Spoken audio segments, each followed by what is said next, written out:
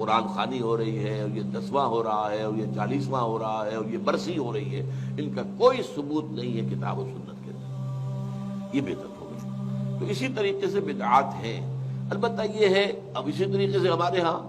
ایک نئی رسم چلی ہے، آپ یوم پیدائش منا رہے ہیں، سالگرہ کر رہے ہیں، یہ مغرب سے آئی ہوئی ہماری رسمیں ہیں، یہ کوئی صحابہ کرام سے حضور سے تو ثابت نہیں۔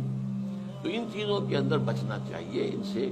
البتہ یہ ہے کہ ایک ہے کہ جو سائنس کی ڈیولپمنٹ سے، اب کوئی کہتے ہیں صاحب پھر آپ ریل گاڑی میں سفر کیوں کرتے ہیں، وہ تو صحابہ کے اور حضور کے تو، یہ سائنس کی ترقی سے جو چیزیں آئی ہیں یہ بالکل دوسری چیزیں ہیں، ان میں ثواب کا معاملہ نہیں ہے، یہ تو آپ کی ایک ضرورت ہے جو پوری ہو رہی ہے۔ وہ آپ ہوائی جہاز میں سفر کریں، ٹرین میں سفر کریں، کار میں سفر کریں، یہ جدید ترقیات ہیں، ان سے فائدہ اٹھانا ہے اور ان کو استعمال کرنا ہے، تو یہ اور بات ہے۔ لیکن دین میں کوئی نئی چیز جو حضور اور صحابہ سے ثابت نہ ہو اور اس کو آپ حصول ثواب